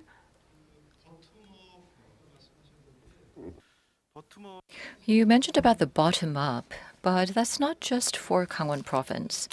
Now, if you look at Jeju's case, of course, there was a logic that starting from 2006, because Jeju had done it, why can't we? So it has been an initiative that has been pursued for a long time. And also, if you look at the governor candidates, they have made campaign pledges about making Kangwon as a peace special self-governing province. And also, it was part of the presidential campaign pledge as well. So you can't say that this is the bottom-up approach. It's rather a top-down initiative. It was proposed by the top level. So that's how it is at this moment. But is there an understanding and a consensus among the people? Of course, that is why the Kangwon province is pursuing this, especially with the presidential election upcoming next year. There is a provincial level steering committee that has been established with the residents participating. Also, you talked about the difference between Gyeonggi and Kangwon. And I think that also we have to think about the difference between Kangwon and Jeju as well. If you look at the difference between Gyeonggi and Kangwon, well, Kangwon's peace special self-governing province strategy is to pursue a gradual unification process. 2/3 of DMZ is in the Kangwon province. But in the case of Gyeonggi, the problem is that the population density is too high. Of course, northern Gyeonggi province has a low population density, but compared to Kangwon province, the population density is much higher. And also, it's very close to the capital, Seoul. The DMZ area that belongs to Gyeonggi province is too close to the Seoul capital, and so it's too risky to pursue a gradual unification plan based in Gyeonggi. And also, because there is a South and North Kangwon province, we want to pursue gradual unification centered around Kangwon. We are here in Gosong.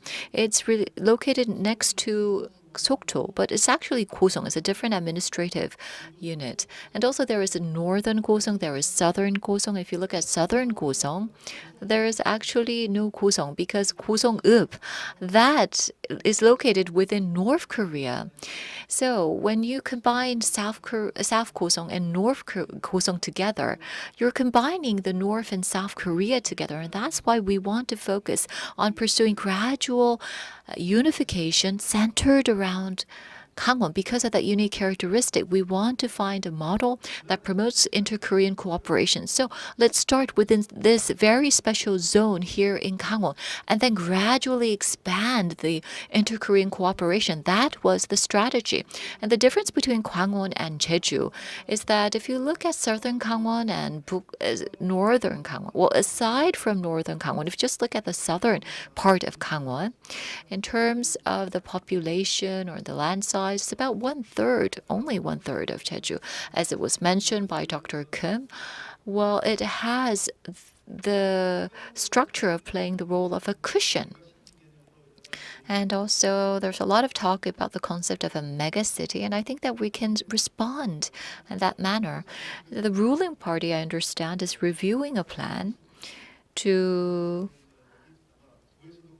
create a megacity centered around Kangwon. I understand that the ruling party is looking at it, but I don't think that that's realistic or practical. Because if you leave out Chungbuk, then what kind of a megacity would that be when the two different regions are separated? President Lee Myung-bak, when he was envisioning the large, wide area development, he had that in mind as well. So I think that perhaps because Jeolla province, there was a presidential candidate as a special industrialization policy, perhaps it's better to combine Jeolla province together. But for a strategy to create a special self-governing province, I don't think the megacity plan that you mentioned works. 우리 권유 Well, we have a question by President Kwon.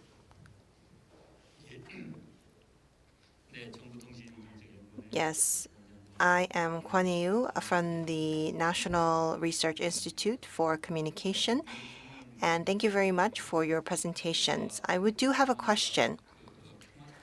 So Kangwon wishes to become the Kangwon-P Special Self-Governing Province, and what do you wish to earn from becoming such a province? I think we have to give this another thought. And Dr. Yoon talked about how there could be redundancies with northern Gyeonggi area, but rather there could be redundancies with Jeonnam or Jeonbuk province. Just like Mr. Song has mentioned, the adjacent areas and the old mine areas, they are in difficulties. Well, there are different reasons for these difficulties because the areas adjacent to North Korea are restricted from development, and the old mine areas, they are losing their functions. And so if we do become a special province, then will we have perhaps an increase in the quality of life? That could be a possibility. But to the best of my knowledge, for Jeju, they became a special sovereign province in 2006, and they actually had 33% of the budget coming from their province, and that actually dropped to 32.7% this year. It would be great to see that 40 or 50% of their budget comes from their own tax revenues. So you have about 4,600 special cases, but you see that the self-sufficiency rate continues to fall. And so given this fact, do we need to become a special self-governing province? 30% of the local, it seems that there are some local governments that have a less than 30% self-sufficiency. Well, the one with the lowest self-sufficiency is Cheonnam, and the second lowest is Cheonbuk, and the third lowest is Kangwon. And so if we are not careful, then Cheonnam and Cheonbuk will also ask that they will want to become a special self-governing province. How are we going to differentiate ourselves? And so as we have the name peace in the proposed plan, we need to focus on the inter-Korean cooperation and the new northern policies. If we do not carefully consider this, then as Dr. Kim and Dr. Kang has mentioned, it will just be a matter of jumping on the bandwagon. Thank you very much. Yes, thank you for the comment/question. Now we have a little over 10 minutes remaining, so I would like to ask everyone to speak very shortly, within a minute. I think that there might be some misunderstanding about the question. Do you have something to say? Well, actually, I have something to say. Now, with just financing autonomy, that just looking at it from that perspective is not right, because for in terms of the self-sufficiency rate, well, I don't think just looking at it from that perspective is right, because if you look at the GRDP, Jeju's GRDP has greatly increased compared to that period, based on my understanding from the data that I've seen. But the population has grown in Jeju. So there are good progress or outcomes, and there's a lot of private sector investment that has been carried out in Jeju. So just looking at the self-sufficiency rate, I think that that's a wrong approach. Yes, please go ahead. Well, thank you very much for your remarks. Well, Dr. Kang mentioned this in her comments. Jeju has a set 3% rate for shared taxes, and so that actually became a loss in their taxes. And so if you are not able to sustain with your tax revenues, then you also have the general subsidy taxes. You can see that there's a higher demand for financing, and so we actually need the necessary increase in the tax revenues in Jeju, but the increase in the tax revenues could not keep up with the demand for budget in Jeju. And so we have to take a look at the structure. And so I don't think that the self-sufficiency rate should be a silver bullet in comparing all of the different provinces.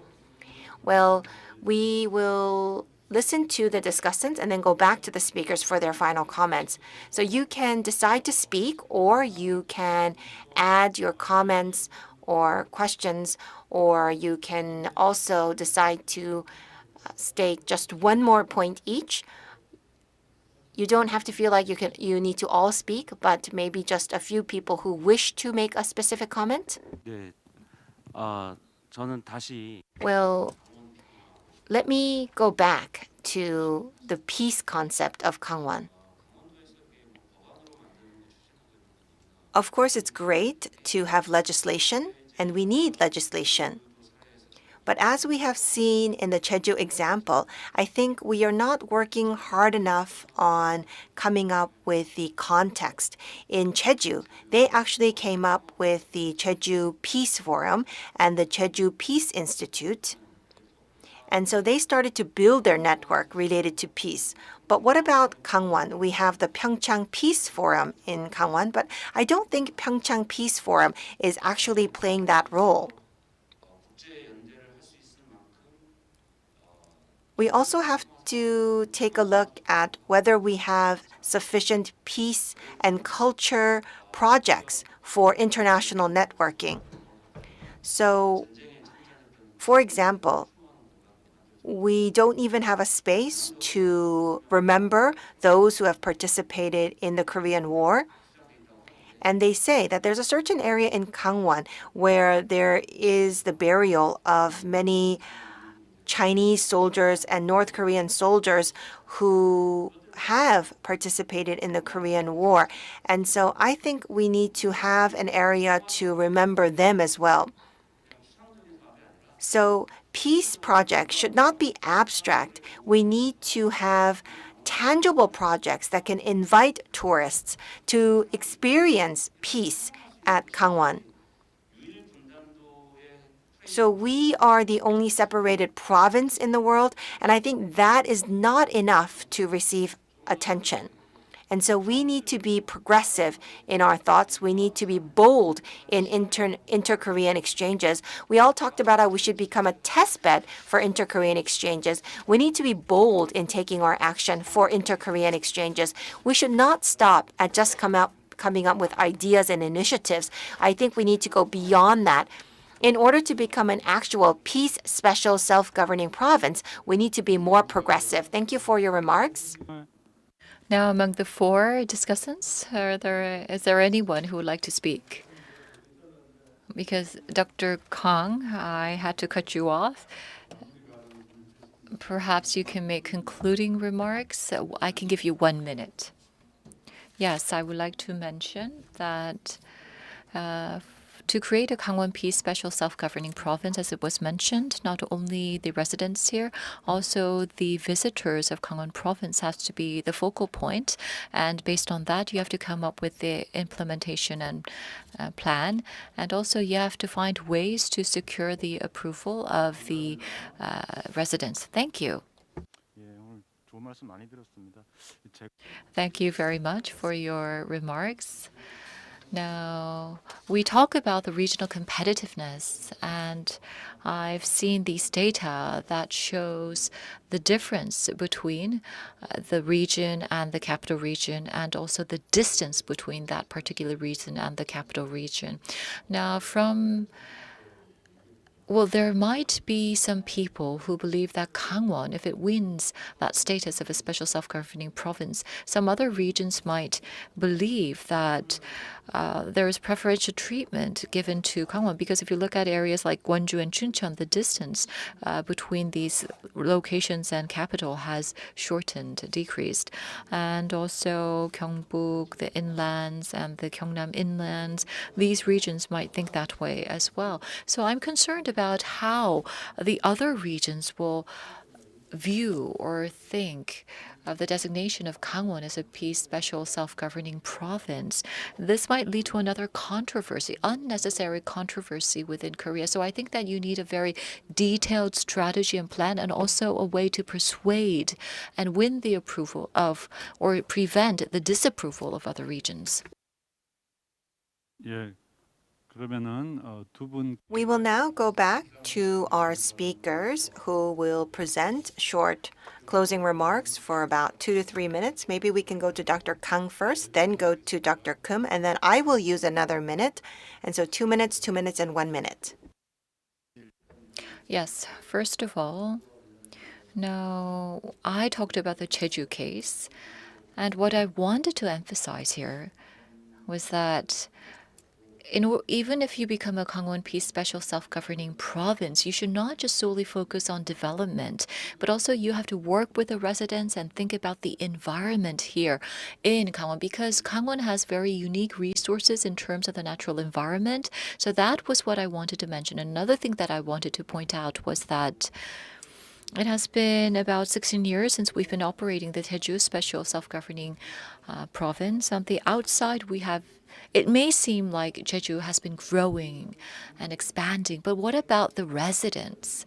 Do they believe that the development has really led to benefits for the residents living there? We really have to think about that.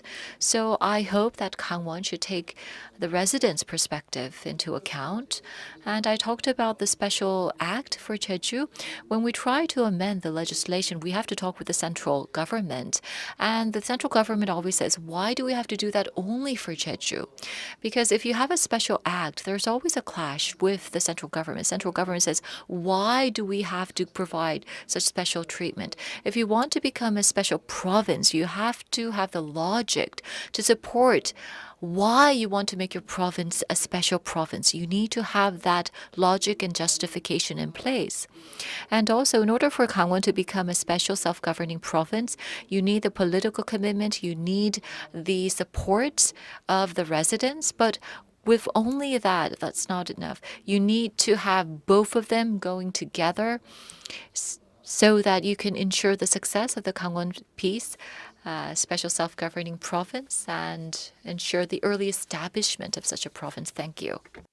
사실 그 Well, actually, the topic for this session is the early establishment of the Kangwon Special Self-Governing Province. So we have gone through the presentations and discussions for the last 2 hours. And I believe that in a nutshell, we have created more confusion rather than early establishment.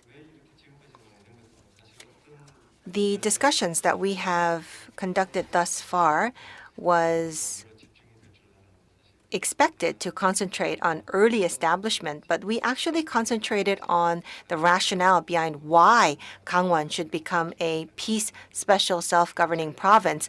And so rather than talking about strategies, I think we concentrated on the content itself.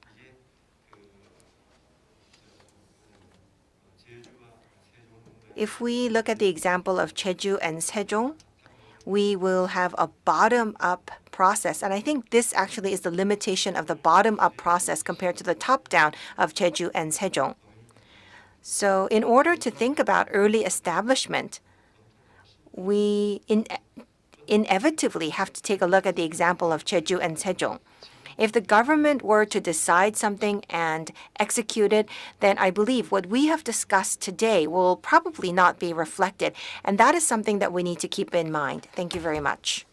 무려 2시간 Yes, for over 2 hours, we have been talking about the early establishment of the Kangwon Peace Special Self-Governing Province here at Parallel Session 3. And within the framework of the peace economy, we can look at this matter as well. Through the establishment of a special self-governing province, we can make Kangwon more prosperous. But I think we have forgotten to think about the value of peace. The peace itself, I think, can be an objective in itself. The peace economy, I don't think it's an economic project, but sometimes we tend to refer to peace as something that can create profit. It seems like oxymoron when we talk about peace and also economy together. But because of the unique situation here in the Korean Peninsula, we're trying to make it work and use these two different concepts together. Like it was mentioned, we need something special here in Kangwon. We hosted the Olympics. We've tried many things, but we really need to think about what is unique, what is special about Kangwon. And I think that we really have to think about the institution. Now, institutions can be like clothing. Clothing can be custom made, but can be just off the rack. But at the same time, you need a tailor-made clothing to be the exact fit. The president can make pledges. The presidential candidates can make pledges and pursue them. But if you really want something that fits you, you really need the participation of the people. You really need a bottom-up approach. And I think that we really have to think more about what can make Kangwon special and how can we promote peace here. Now, I think that without a large picture drawn about peace in Kangwon, we really cannot come up with the substantial foundation for promoting Kangwon as a peace special self-governing province. We've heard from 2 speakers, we've heard from the 5 discussants, and I think that through this opportunity, we have been able to think about how we can make Kangwon a meaningful, significant province that can really make itself a peace special self-governing province. Thank you very much. This brings us to the end of session 3 of the DMZ International Forum on the Peace Economy. Thank you very much to our moderator, our speakers, and discussants. Thank you very much for your participation both online and offline, despite your busy schedules. Thank you very much.